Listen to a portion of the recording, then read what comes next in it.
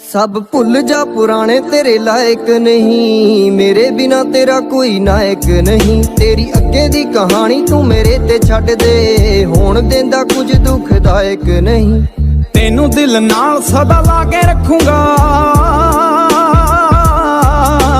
तेनू दिल नाल सदा ला के रखूंगा।